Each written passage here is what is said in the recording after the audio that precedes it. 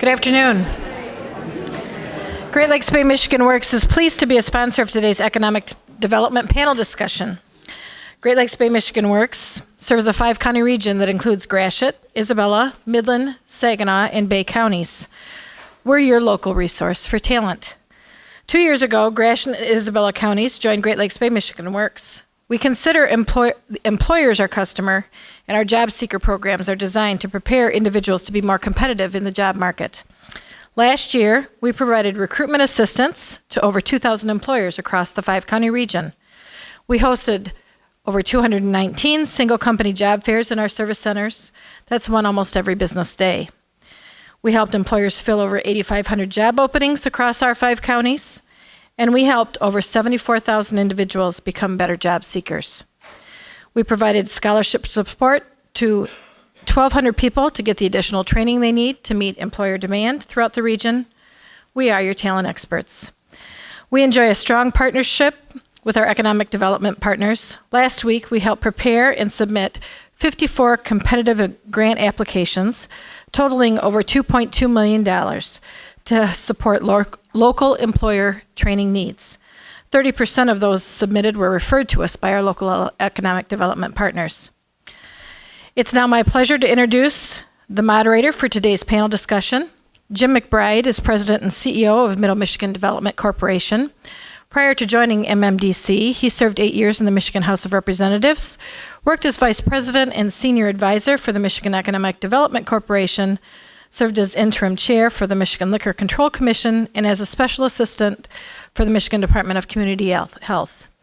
Jim has a degree in Political Science from Central Michigan University, fire up Chips, and makes Mount Pleasant his home. Please help me welcome Jim McBryde. Thank you, Kristen. Okay, so we have a limited amount of time, so I'm going to have each of our panelists introduce themselves to you. You have their bios in your handout, but just to introduce themselves and say a couple words about, we have 2 microphones that we're going to be sharing. So I'm going to start with Matt Fallon down on the end, so if somebody could, so Matt, and then we'll work our way this way. So good afternoon. My name is Matt Fallon. I'm the President and CEO at the Great Lakes Bay Regional Alliance. So first of all, I'm often referred to as the regional guy or the guy from Bay City, but I love being at an event that is also Gratiot County. Little known fact, my mom is from St. Louis, Michigan, and my grandparents owned the IGA store in St. Louis for years and years, so it was kind of funny sitting with the St. Louis superintendent today and going through names and godparents, so I do feel partially at home as I spent a lot of my summers in St. Louis. For those of you that don't know, the Great Lakes Bay Regional Alliance, we work on economic development and quality of life issues from a regional perspective. So our formal counties are Bay, Saginaw, Midland, and Isabella counties. But over the course of the last 2 years, 2 to 3 years now, we partner with our Prosperity Region counties. So with Gratiot, Clare, Gladwin, and Aranac. And we really are functioning on most of our regional priorities as an 8-county initiative now. Our main priorities are business attraction, STEM education, a healthcare collaborative, and transportation and infrastructure projects that we think will have the most profound impact on the regional economy. I'm Jim Wheeler. I'm the newbie on the block here. Technically, I think this is my 3rd week of my job now. So you may not get a lot of great things out of me, but as long as Matt Fallon is sitting next to me, I'm covered. And also, I did learn in this situation that going to the Highland Festival for the years that my wife warned me sitting up in front of it with a kilt on, keep your legs crossed. So I think I'm safe now with this. Harmony's dying over here. It's funny on it. In any case, again, I represent Gratiot County. Those of you, my little Alma contingency, I sitting in Gratiot County over there that spent 35 years in banking, so am really familiar with our market. But in Greater Gratiot is a long-term organization run by a gentleman by the name of Don Schur, who just retired. But collaboration's kind of been our whole key of making things happen. So looking forward to this group and kind of what we do. But appreciate it very much. Hello, my name is Alyssa Richmond. I'm the Director of Operations at Central Michigan University Research Corporation, otherwise known as CMURC. We are headquartered here in Mount Pleasant. We have recently opened a new office in Uptown Bay City and working on our third location in downtown Saginaw. We are a regional co-working space, and we have a number of different programs from space and accelerator programs that are available for entrepreneurs, startup companies, growing businesses. I appreciate being here. Can you hear me? Oh. My name is Bob Juckness, and I'm the CEO for McGeezy Economic Development Corporation. And McGeezy is a wholly owned subsidiary of the Saginaw Chippewa Indian Tribe. The reason that the company was put together was to diversify the tribe's assets and to provide sustainability for the future. We currently operate in about 9 different industries with a number of different companies. And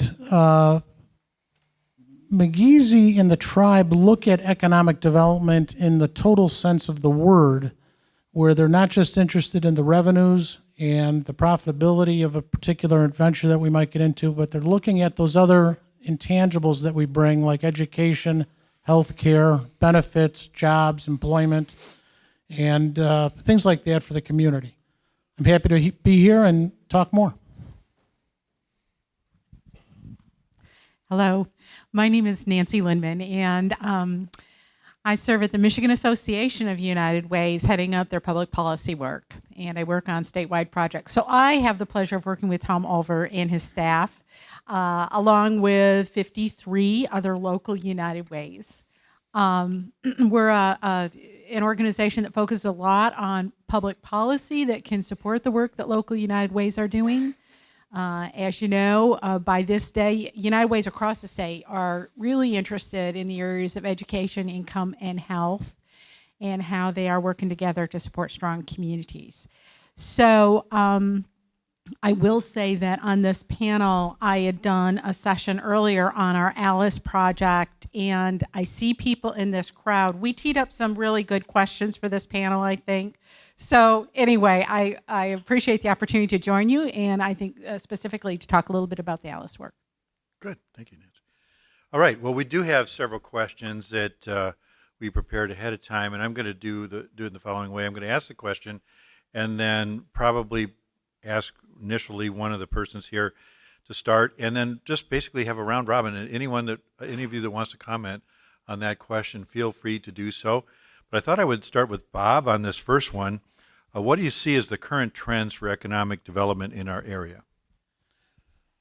I think the first thing that I notice is the fact that there's a big push toward retention and expansion of current businesses in the area. It's a lot less expensive for us to keep businesses that are occurring in the area and seeing those expand and become successful. I think the hospitality industry continues to grow in our area, as evidenced by this beautiful facility that we're in today. Agriculture and agricultural processing, we need to move some of the agricultural processing back into our state, take advantage of all the agriculture that we do here in the state. And housing. I think that housing is a big growing area, especially affordable housing for the people in our community. I could follow a little bit with the agriculture processing and what's happening. That for those of you that go up and down 127, that you've noticed down in our Ithaca exit in Gratiot County, where there's some big bins now coming up, and that's Zealand Farm Services that came over and purchased a failed alcohol site that ethanol was never able to be produced. They didn't get it done. So, and it's kind of what you're teeing off of. It wasn't a greenfield site. It was actually an abandoned site. They were able to pick it up and be able to use that. But that was back to an agriculture processing situation that we talk about locally. And this is going to be a large soybean processing organization that currently they're the only company in Zealand that process soybeans in the state of Michigan. And they do about 10 million bushels, and this plant will be able to do about 40 million. So we'll be able to do about 60% of the soybean processing that occurs in the state of Michigan now between these two plants. So again, I agree. And what's happened up until this point, we grow crops and then we send them to other states for processing. And the processing is where you get tremendous value added to it. So there's going to be roughly 75 jobs and about $150 million of investment that occur there, and then there'll be numbers of spin-out things to it. Harmony there has been a big partner to it, and Consumers Energy that's having to run large energy lines down there and tap into the gas that has to do it, tie bar in with MDOT and these places. So there's a tremendous amount of collaboration that have to occur in order to get a large thing. So it's state, local, and federal ties to help make these things happen. So I want to talk just kind of about our companies that are currently here and some of the things that are happening to get us to think more from a national and global perspective. So first of all, the economy is doing relatively well here in the Great Lakes Bay region over the course of the last several years. If you look, our manufacturing facilities are doing extraordinarily well, especially our niche manufacturing facilities. So Gladwin County, as an example, is a thermoforming capital of the world. Right now, kids can leave Beaverton or Gladwin High School and go straight into these shops at D&W, St. Gobain. What they're seeing since the recession started in 2008 to where we are now, about 9 years later, they're seeing growth at 100 to 300% in terms of employees and sales. So that's number one. Two, as we look at manufacturing, or just kind of look at several industries in general, we're really impacted by national and global markets. So I'm going to give a couple examples. So number one, Dow DuPont. You don't have to say much more than Dow DuPont. Two massive companies, over 100 years old, combined. And it's combined for a short amount of time. It's only going to be combined for about 18 to 24 months. And the two companies are going to spin into three. One is going to be the new Dow. That's a material science company. That's going to be located in Midland. There's going to be an agricultural company, and that's going to be DuPont. And that's going to be based in Delaware with facilities also in Indianapolis and Iowa. Then there'll be a third company, which they're calling Specco, which is a specialty chemicals company. And that's going to be based out of Delaware. So the reason that I bring this up is it's a very interesting time. Our region is home to a Fortune 25 company in Dow DuPont. That's how big they are combined. The new Dow itself will still be Fortune 60 with that size. It's a double-edged sword, though, okay? You combine two companies like Dow DuPont, make no mistake, they're going to get synergies. They're going to make some cost-cutting measures.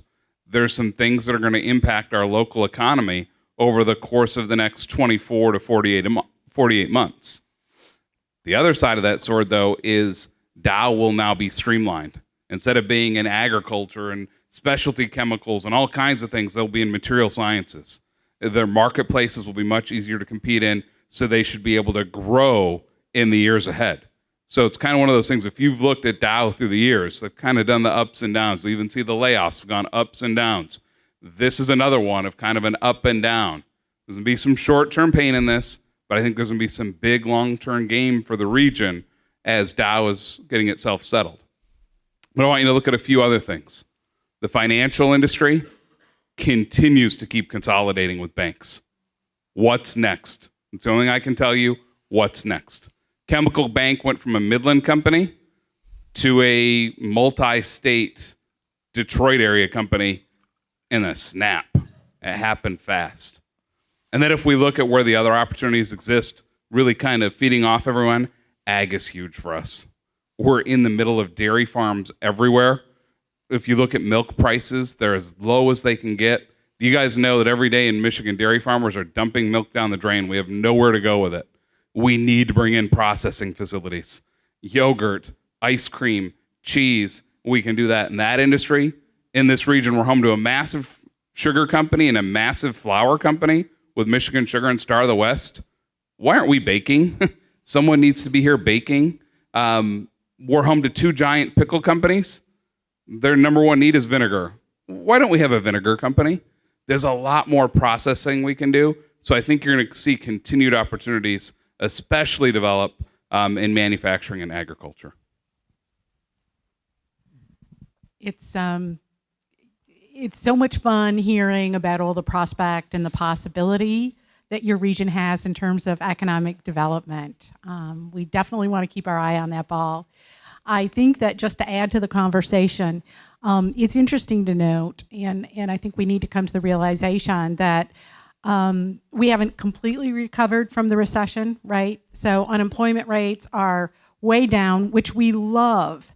But if we take a look at that population in Isabella County that is actually able to make ends meet just with the basics, housing, food, childcare, transportation, healthcare. Pre-recession, there were about 40% of the folks in Isabella County under the threshold to make ends meet. And today, we're up to 50%. So this dynamic of more employment is fantastic. In Michigan, statewide, 62% of our jobs are under $20 an hour. For a family of four, it takes $28 an hour to make ends meet for the basics. So I hate to put a damper, but I also just want to share our reality in terms of what's going on in our communities, some of the struggle. So I'm really hoping that this development is, nothing defines our lifestyle like a job. So very important to keep growing that. Anyone else? I agree with all these comments, and just want to add one or two things. We talked about thermoplastics, Capital and Gladwin. Everybody here knows what a wood chipper is, right? Okay, so do you know what county in the state of Michigan produces 60 to 65% of all the wood chippers built in the United States? Isabella, you got it. 2 companies.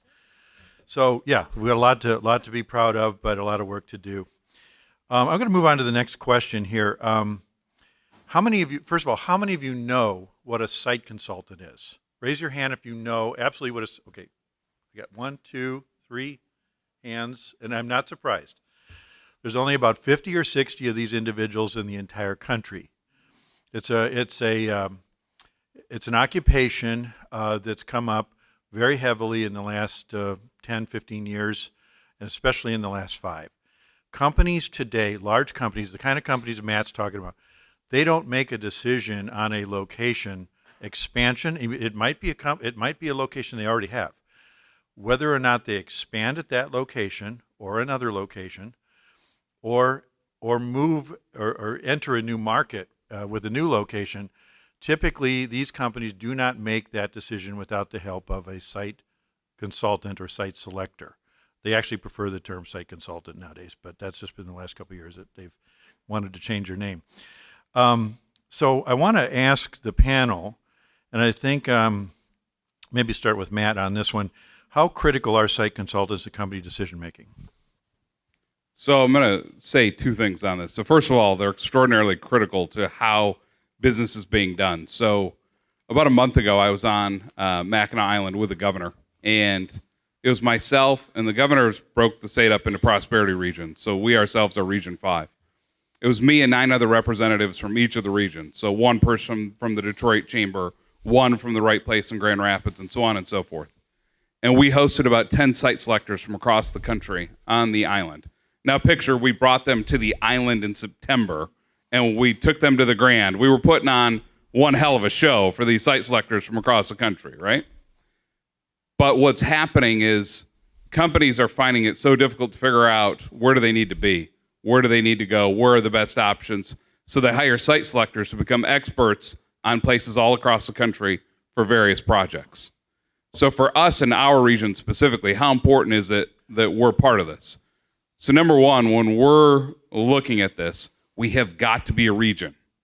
And the reason, first of all, is pure numbers.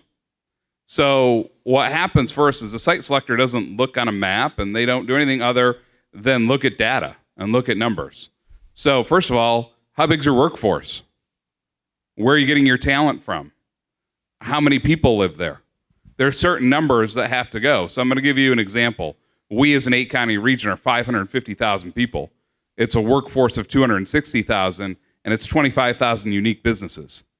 Those are minimum threshold numbers that you have to even be considered for a vast majority of the projects that are being placed all across the country. So if you're just Isabella County by yourself trying to vie for a project like that, and you just use your raw numbers, you don't have the population and you don't have the workforce to even vie for 90% of the projects that site selectors are looking across the country. Now, when we do it as a region and we suddenly have 260,000, and the great part about our region is this: if you go 30 miles, it takes you about 28 minutes to get there, right? It's not like LA where if you go 30 miles, it's going to take you half of a day to get there. So we're in a situation where our workforce is very mobile and it can move. In the 8 county, the workforce really moves all over. But it's important for us to understand that when dealing with site selectors, we have to do the following. So great, I was on the island and met them. Awesome. Meant nothing.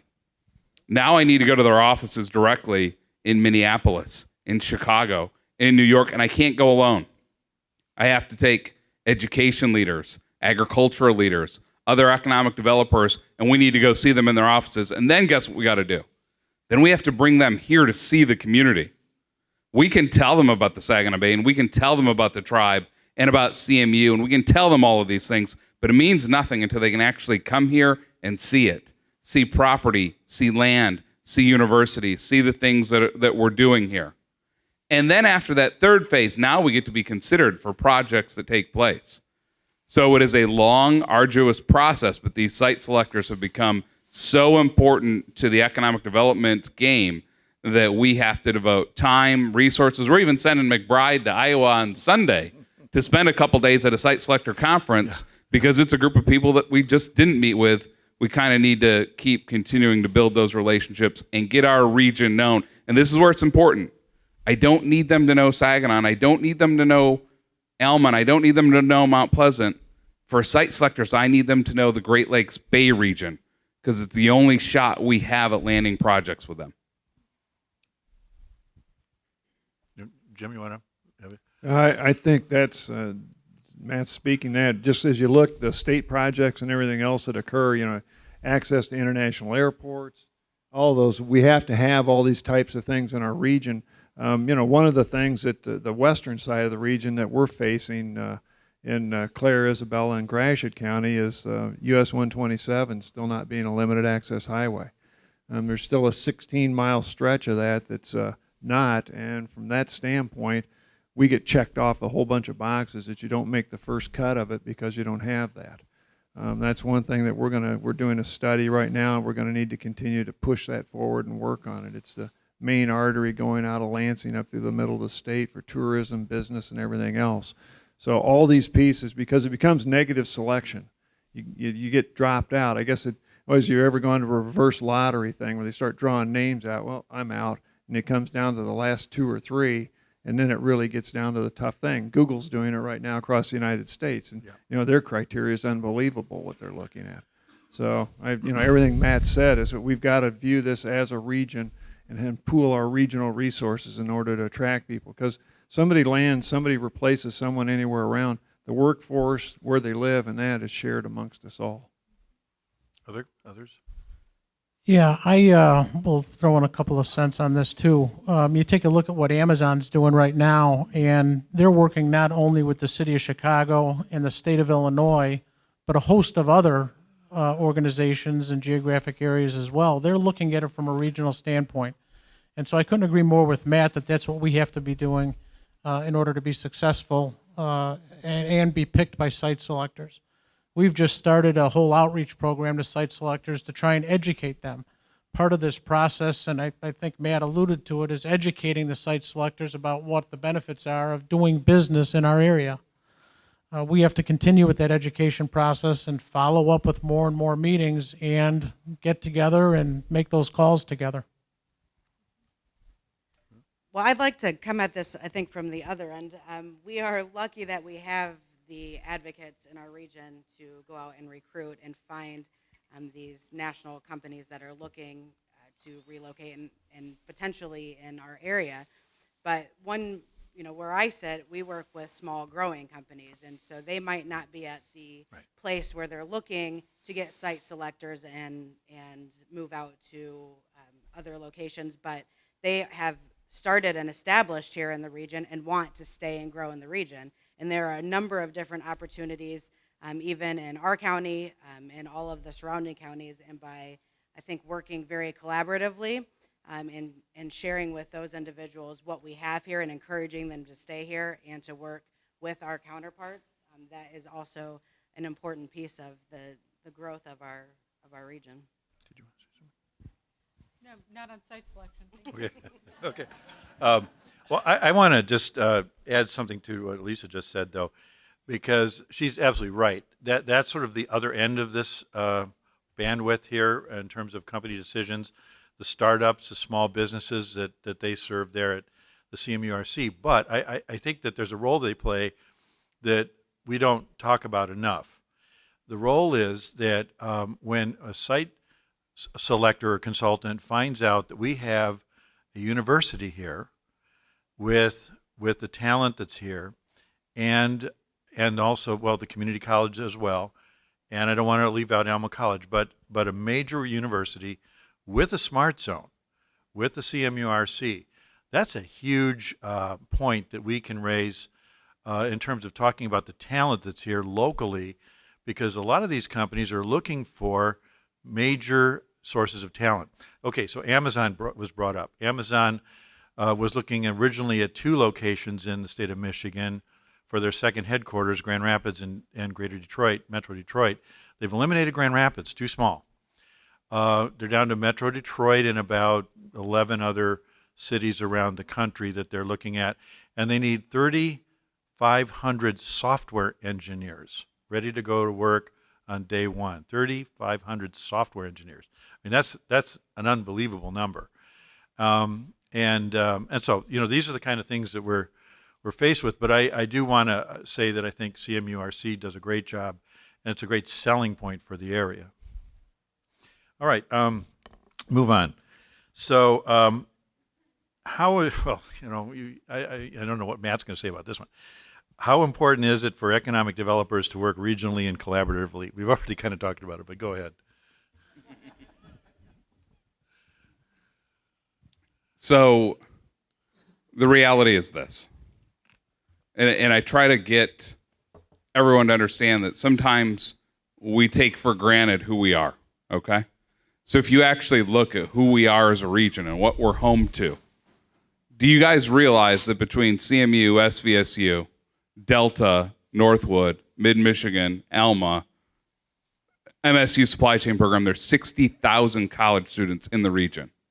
It's a big deal, right? We have as much college talent that comes here as anyone. George Ross and I had a conversation about this last week. We've got to do a better job of, we bring all these kids here to go to school, and then they walk back out the door. Shame on us. And what are we doing? We know when we see everything that's happening, there's so many things being geared towards millennials. What do we do in this region towards millennials? We have a lot of opportunities. It's one, healthcare. You're home to Mid-Michigan, McLaren, Covenant, St. Mary's, and a medical school. There's only 146 medical schools in the entire country. We have one of them right here. And we have 1,500 beds, and these systems all have massive cancer units. Carmanos, MD Anderson with Covenant, the University of Michigan with Mid-Michigan. Where are all the medical supply companies, medical device companies, pharmaceutical companies, AI companies, data companies? Where is all that? How are we not capitalizing on that?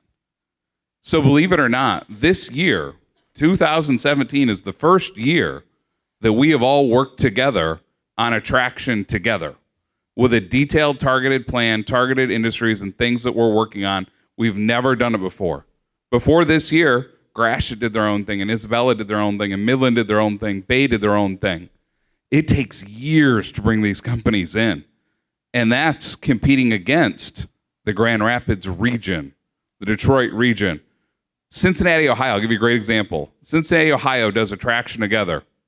It's Cincinnati, Ohio, it's northern Kentucky, and it's southern Indiana all together working on attraction. We have to compete against that. Now, I love Bay County, but someone explained to me how the city of Bay City is going to go compete for jobs against the Cincinnati metro area when they're working that regionally versus a community of 104,000 people. It can't be done. But I want you to think about when you combine us, what do we actually look like as a region? It's really doggone impressive for 8 counties and 550,000 people.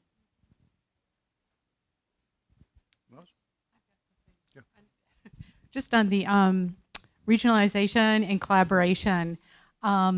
These 50% of the households who are struggling just to make ends meet are really needing the collaboration and the regionalization.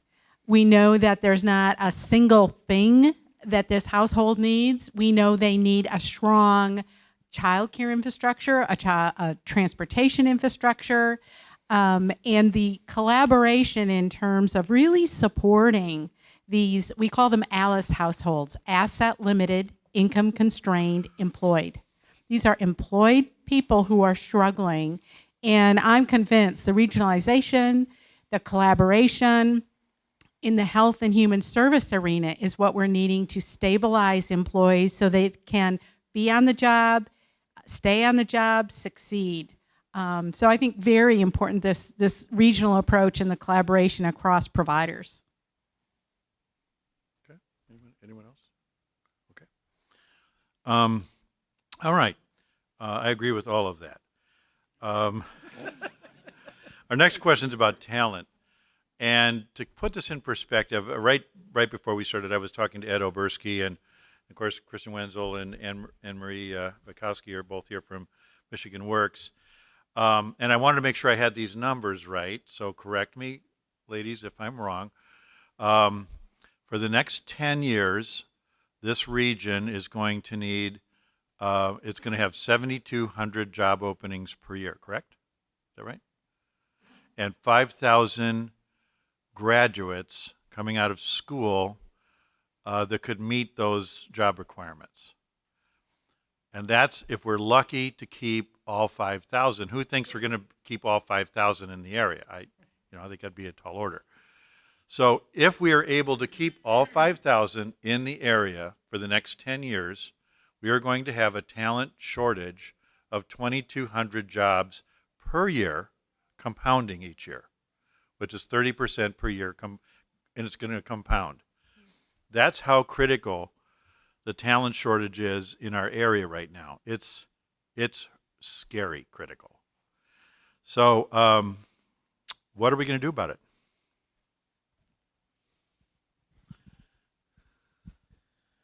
You know, at the tribe, what we're doing is we're trying to counteract the effects of losing people and attracting people as best we can. We're trying to develop a culture where people want to come and work for the tribe and for all the different businesses that the tribe owns. So how do we do that? It's through benefits, it's through job training, it's through flexibility, it's through obviously wages. But we're going to have to bring in some additional jobs training programs. Jobs training has been underfunded for years, especially for skilled training. And outside of us trying to counteract the effects of turnover and retaining people and wanting to be the place where people want to go to work, we're going to be looking at a situation that sounds like it's going to be getting worse. Yeah, absolutely. The part of what we do at CMURC as well is giving the real world application for these individuals that are coming out of the university. And I can't speak for all of the region, but I know specifically at CMU, Thomson and Reuters recruits very heavily from CMU, a large number of individuals. And so these individuals go and have internships over the summer, and then they go back to school, and then they go back. And so that gap in the learning that they had already trained them on is significant. And so we've been working with other corporate partners, if you will, on seeing what it is that they need, what is lacking here that we could help bring them closer to the campus to where they could help recruit and educate and train these individuals while they're in school. So by the time that they have graduated, that they are ready for that full-time employment. So I'm going to give you guys a little bit more detail into the mind of a site selector and what they care about and what we're hearing. So a site selector comes in, they want to know about land, and they want to know about what existing buildings are there that they can potentially retrofit. They're going to want to talk about utilities. They want to know that they're going to have reliable, affordable energy. They want to know about water. They want to know about all these things. When I was with the site selectors on the island, The number one thing that they talked to us about was none of those. It was talent. Everything that's happening right now across the country is all based on talent. So when one of these sessions are being held, and like, oh, be on the economic development panel, I get half sad because I'm like, I should be in the education panel. And then if they would ask me in the education one, I'd be half sad that I wasn't in the economic development one. And the reason is these two things go hand in hand. You cannot have economic development without education, and you can't have education without employers. So the two of them have to be completely joined at the hip. And what I would say is we look at talent, there's a couple things here. So number one, jobs that are available today are across the board. And so let me first say that a lot of the best jobs that are available are skilled trades jobs. Electrician, welding, plumber and pipe fitter, CNA. Our factories are running on these skilled labor jobs. Somewhere we made a mistake in the last 20 to 30 years where we suddenly told parents that if your child was going into a skilled trade, that they were somehow failing, that everyone had to be in a 4-year degree. And that's just not the case. And we can take the smartest kid that we have and send them to U of M and have a 4.0 in history, and they can come back up here and live in my basement with their history degree. We can take a kid who may not be that 4.0 Michigan student, and they can be great with their hands and love to weld, and this young lady could be an amazing welder. By the time they're 30 years old, they're making $100,000 a year, and every company needs welders. Every company needs skilled trades, so that's one. Two, we do have to understand that the economy is moving very fast. And so right now in our region, one of the things that we're seeing is we have companies that are at the cutting edge of computer science. Next year in Saginaw does steering mechanisms for autonomous vehicles. Their number one demand right now is no longer engineering. They need computer scientists, and then they need autonomous vehicle engineers. Jobs that, 10 years ago really didn't exist, right? If you look at Dow Chemical, their greatest need right now is cybersecurity. I don't know about anyone else feels, but Equifax kind of ticked me off recently, right? The need for cybersecurity is growing, but what are we doing from kindergarten through college in computer science here in this region? Are we ready to compete? You want to talk about jobs? There are over 10,000 open cybersecurity jobs in Michigan today, and they're only growing. Engineering jobs, they're growing. So when we look at our economy, and then I will just pose a question. What is the fastest growing field the last 20 years in the Great Lakes Bay region, and what will be the fastest growing field the next 20 years? What is it? Healthcare. More specialists, more doctors, more nurses, more PTs, more OTs. And then we talked about ag. Anyone been in a tractor or a combine recently? Satellite GPS guided with seeds that are now GMO seeds, and the yield of a sugar beet that was like this is now suddenly like this. If you really think about our economy for this region, it is STEM dependent. And so we do a ton in STEM, science, technology, engineering, and math. And when I think about the Alice population, if we want to help the Alice population, let's just not get them a job. Let's get them a good paying job so that they can take the A, the L, the I, and the C off and just be employed and be able to provide. So I could talk about STEM and education forever, so I'm going to shut up. But it's a huge piece to making everything go. We're never going to recruit a company in here unless we have a talent pipeline, and we will lose companies if we cannot get them the talent that they're going to need not only today, but in the years to come.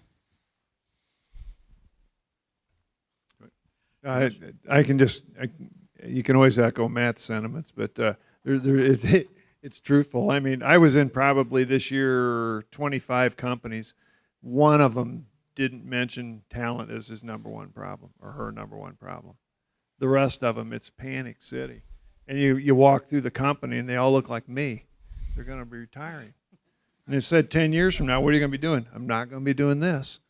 And where's the younger group? Where are we coming from? And so that's the situation. It is a scary one for us because it's keeping our current companies here. We talk about recruitment and everything else, but the easiest company to recruit's the one you have here. And that's the situation and the worrisome thing that we have. So I know it's the talent gap with folks because there's jobs here. Now we're just going to have to match up how we get the skill sets with the kids into the jobs that can do it. Yeah, and just to add to talent,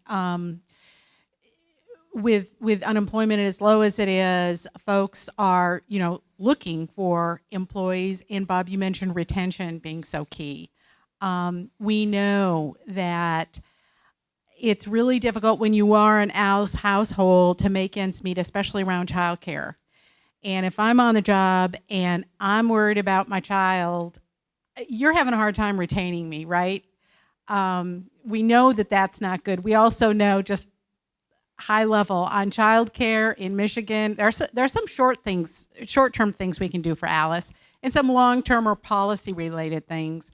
When it comes to childcare for Alice, we are last in the nation in terms of reimbursement rates for subsidies for childcare. We are second to the last in the nation when it comes to how poor you need to be to get a subsidy for childcare.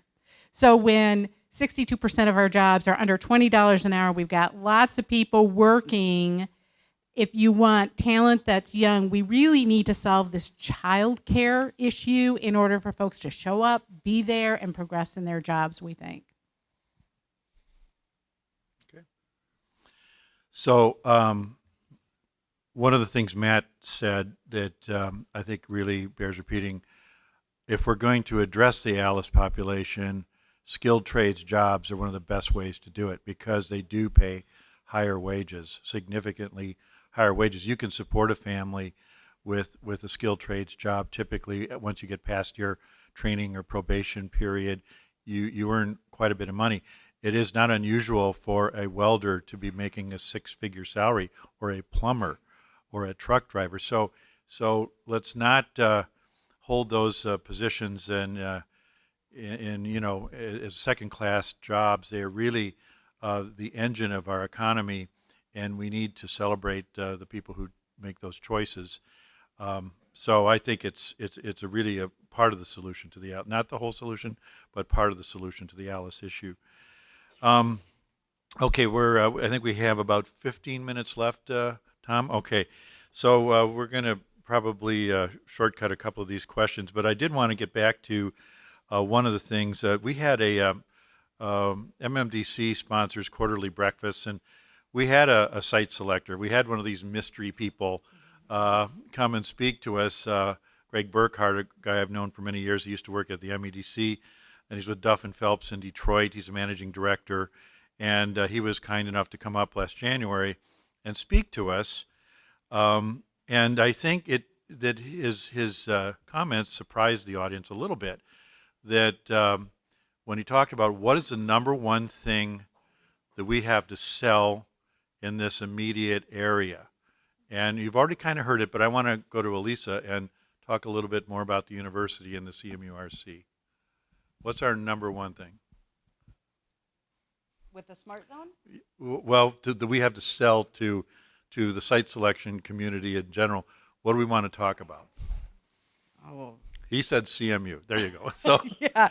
Well, so this is something, let me give a little bit of history or a little bit of background on what is happening over on campus. A lot of people don't know, but there's a partnership that was created through legislation that involves the city, the university, and a business incubator and accelerator, which is what CMURC is. That allows us to be a smart zone. We're one of 17 smart zones in the state of Michigan. There's a couple of different a couple of different points of access that gives us. One is they are distinct geographical locations that allow for tech companies to locate, co-locate, collaborate. That gives them access to research within the university. That's not just research when thinking of chemistry and biology. That can be product validation. That can be product testing for some of your fellow community members that have developed products that are looking to commercialize. On the other side of that, it gives CMURC access to Smart Zone programs, which are statewide programs set aside for entrepreneurs that can consist of funding. A lot of people don't know that through a Smart Zone, an early stage entrepreneur, one just getting their idea up and rolling, has access to come to our organization, and we can apply for up to $50,000 in grant funds to help this entrepreneur meet different milestones to get going. And it can be as early as maybe intellectual property conversations or product development, testing, those types of things. So I think that the impact of this just one small piece, I know that we are just one small piece, very passionate about that one small piece, but that impact is very significant. We just reported our results for the last 6 months to the state last week, and in just 6 months alone, 30 new companies were started right here in our region, just in our accelerator. That was 140 jobs that was created. That is $4 million in capital that was brought in. That could be through different investment, that could be through different bank loans, that could be through some of the grants that we facilitated. But in just 6 months, that type of impact over the long term is quite significant. Anyone else want to comment on that? All right. So we talked a little bit about infrastructure, and Jim Wheeler brought up 127. There are really three key infrastructure projects that we in the region have been talking about, and maybe Matt, Matt and Jim, could you talk about both of those a little bit? So I'll talk on the first, which is the Saginaw River. So a lot of people may think of the Saginaw River and go, okay, great, that's down the road. What does that have to do with us? So if we look at a few things that are happening. So number one, the world population is getting bigger, correct? And people need to eat. And a lot of the people that are hungry and need food are not here. They're in Southeast Asia, they're in Africa, they're in other places. Farmland is actually only decreasing. So we have a smaller amount of land across the world that has to feed a larger population. So how do we do that? We have to export product. And especially when we think about our region here, agriculture is such a huge deal for us and our economy and the future of our economy, especially as yields keep getting better, science keeps making our crops so much better. They're resistant to weeds. They're resistant to more drought. We're just in a better situation. The problem we have right now is, though, we can't export the product without losing money. So here's what happens. So if you're in Breckenridge and you see that huge granary on 46, they take product out of that granary by rail to Ohio, and it's shipped out of Ohio. Why? The Saginaw River, when you come in from the bay, is at roughly 26 feet. By the time you get down to Saginaw, what they call the turning basin, the river's down to 16 or 17 feet. So because of that, the economic model doesn't work to export product, because to do the math, and I am not great at STEM, so I'll let someone smarter than me do this, for every inch on a freighter is 180 rail cars of product. So do the math from 26 feet down to about 16 feet. That is a ton of product that we could be shipping, but instead we're doing it by rail. And every time you go by rail, rail prices have gone up exponentially in the last several years. So that's money out of our farmers' pockets, etc. So what are we trying to do? We're working right now with the Army Corps of Engineers to get the Saginaw River to be a deep water port. 26 feet from the entrance of the bay all the way 19 miles later into the turning basin in Saginaw. That's number one. Number two, we have problems with what's called ballast water. Ballast water is water in a ship that's meant to balance the weight of the ship. So what's happening now is if a ship comes in, it comes in full of product, it takes that product off. The ship leaves empty. And the reason is right now those laws are put in place for invasive species. There was fear years ago that ships were coming in from Croatia, changing their ballast water, and then suddenly we had zebra mussels or eels or different things. Well, they learned, number one, that they now flush those ships out in the middle of the Atlantic. They do deep water flushes. Number two, Michigan's the only place with that law. Ohio doesn't have it. Wisconsin doesn't have it. Minnesota doesn't have it. Indiana, Illinois doesn't have it, nor does Ontario. So here's what happens. In Detroit, a ship will come in, unload its product.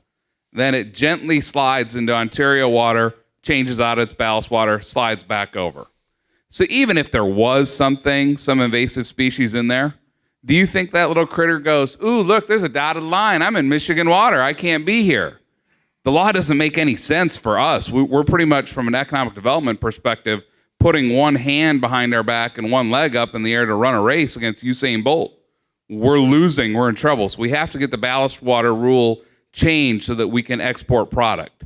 Now, if we have a river that's at 26 feet of depth the whole way through and the ballast water's changed, that granary in Breckenridge should be empty because it should be taking product right down 46, putting it in ships in the Saginaw River and shipping it out. And the great part would be any farmer that's supporting product that goes in there will have much more money in their pocket because they're not sending it down by rail.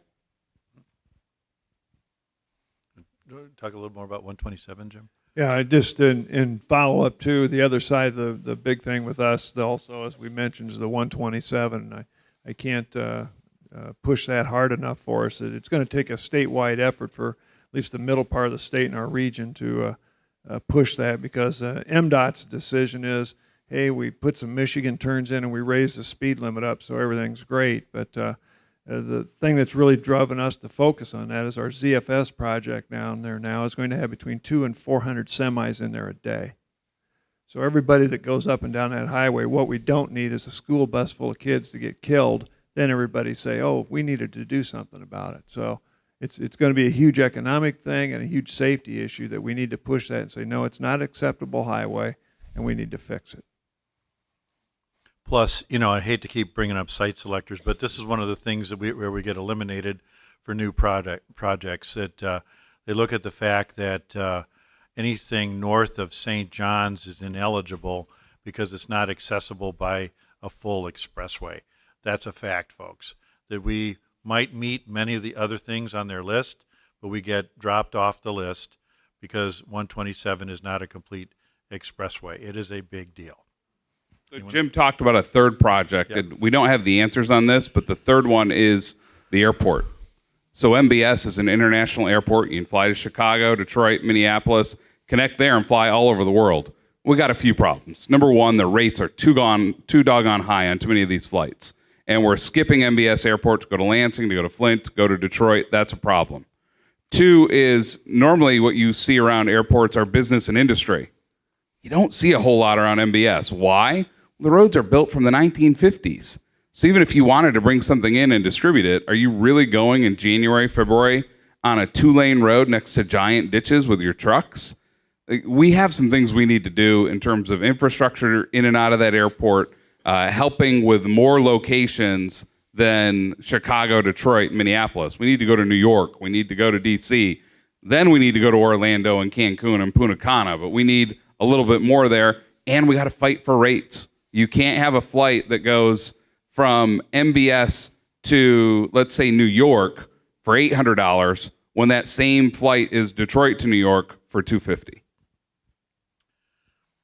Okay, I promised Tom I would get you out of here by quarter after. We've got about 4 minutes left. So what I'd like to do is skip our last question and have the other panelists, any final comments you'd like to make on this subject or any other subject.